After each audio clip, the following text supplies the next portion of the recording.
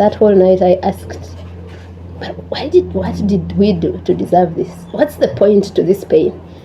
And I came to a consolation that maybe the point to this pain is that other Tanzanians, the Tanzanians have told you that are picked up and tortured and killed and no one knows them, so that they get justice. Fagilia TV wanafagia news zote, wanakuletea vitu moto moto. Subscribe to Fagilia TV. Me and Agatha and our families. So as you're aware, we were abducted in Tanzania by Tanzania security forces, and we were tortured. So when I came back to the country, I said that I will not speak until Agatha is found. I wanted to tell the citizens of East Africa, we are alive because of you. And it's important that we've now understood that as East African citizens, we are on our own. We are on our own, and we were saved by you, ordinary people. No guns, no office, no money, no nothing. The noise everyone made.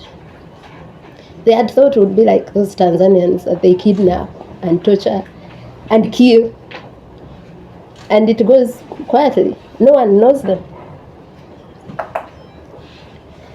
So I think when he's talking about his government letting him down, at least they pretended and put out a statement. Mine didn't.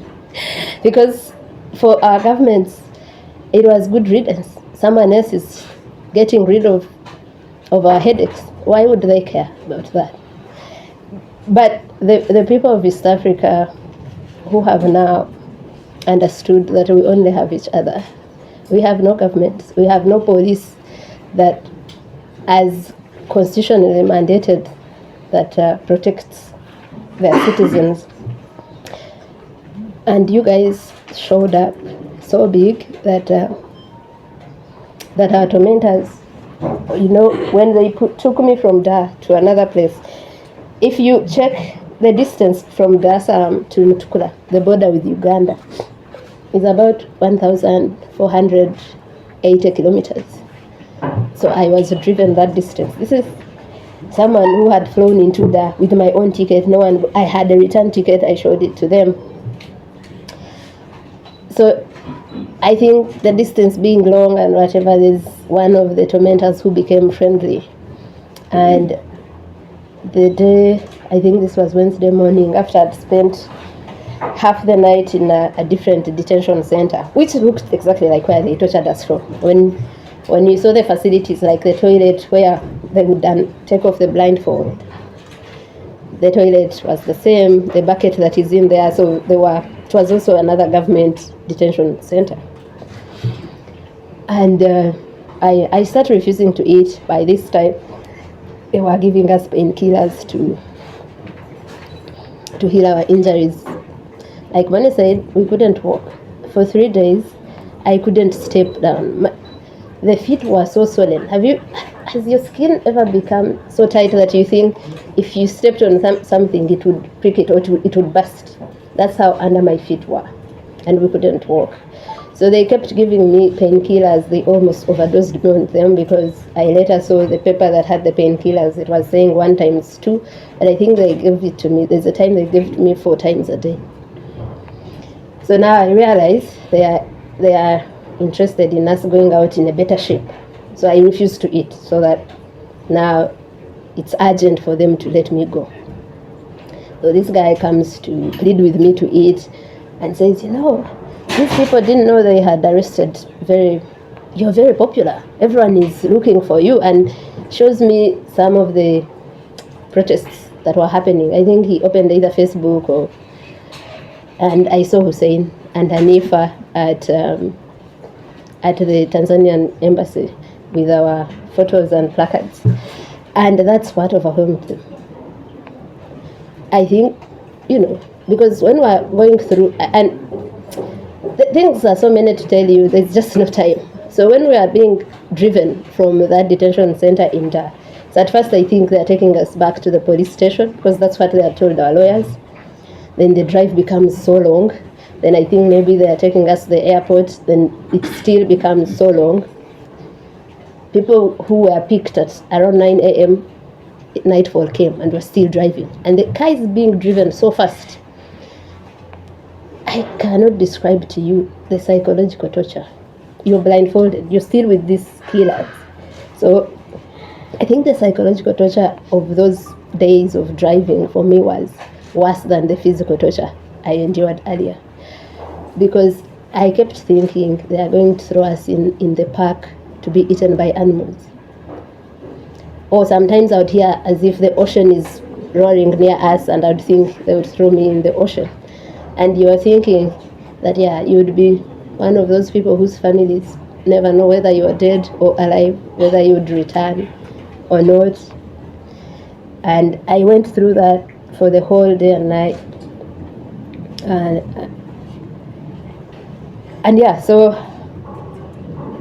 So we're saved by ordinary people. And it's from ordinary us East Africans that justice will come. I think when everyone would ask, can we help you with something? Do you need something? Especially those that are powerful, the diplomatic community. I found so many messages on my phone from some of them in Uganda, and I would say,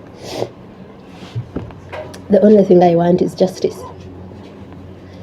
It's what kept me going in that situation. I was feeling so much pain, and that whole night I asked, but what did we do to deserve this? What's the point to this pain? And I came to a consolation that maybe the point to this pain is that other Tanzanians, the Tanzanians have told you that are picked up and tortured and killed and no one knows them, is that they get justice. Is that no one else, not a Tanzanian, not an East African, has to go through that. Is that impunity is somehow checked, somehow. And I thought, Boniface and I both have a name and a profile and platforms that, how many people can call journalists and you fill up a room like this? How many ordinary Tanzanians can do that? So in that moment, I thought that maybe it had to take our pain for the world to know what an ordinary Tanzanian is going through. And for me, that gave me some hope in that moment. That even if I died, it would probably not be in vain, because the facade of Tanzania is peaceful. Of it has a female president who is phenomenal. Finally goes off. And so if it goes off, but people that have the power to hold these accountable do not, like we know they won't, because for our governments it is a collaboration in that dictatorship, in that tyranny.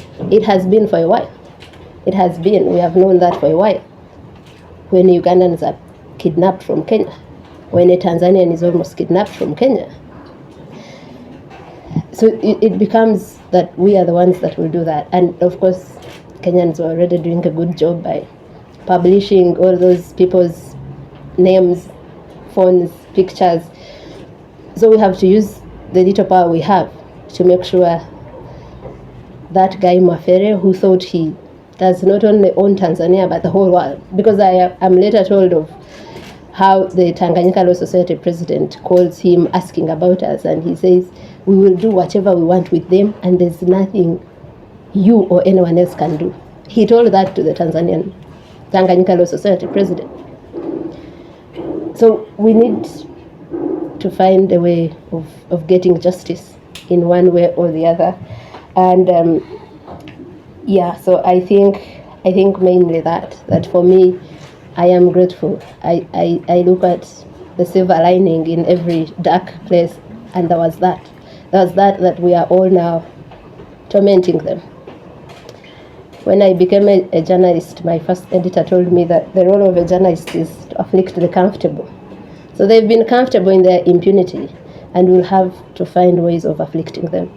We won't find justice in Tanzania, because this was a state doing that, and it's the state that is supposed to get us that justice. But we'll have to find justice somehow. I will end by saying that I don't even care about the people that inflicted pain on us. I'm not angry with them.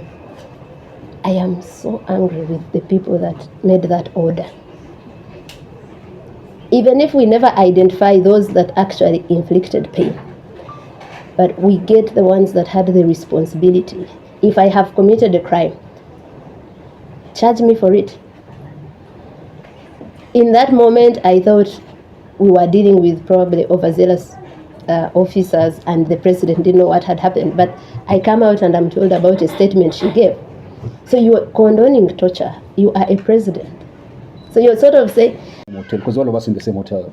So I thought it was a risk worth taking, but I never thought they were going to torture me because my arrest was very public. So the gadgets were never found, and some brave Kenyans were able to smuggle them back to the country. Yes. But there was never any Criminal such thing. warrant also for our... Nothing. So it was all illegal from the start. It was an illegal process. Yes. So we're filing a case in Tanzanian court. We're going to sue the Tanzanian state in Tanzania. And we are going to sue them in every other avenue. Where we will find justice is where, because the international justice process requires that you first exhaust local avenues, and we have to do that. But like I said, we cannot expect justice from Tanzania, but we want to exhaust all other avenues, regional, the EACJ, which unfortunately also sits in Tanzania. And that also makes you wonder if we'll get justice from that, the African court, and political avenues. If there are sanctions for because for me, I have been saying, let's identify these people and put them out there. If we can get sanctions for them, so we are really trying to say, let's exhaust all avenues and we see where we'll get some sort of remedy. And the lawyers have been working on that. Yeah, so we are going to go everywhere until we find where we can find justice.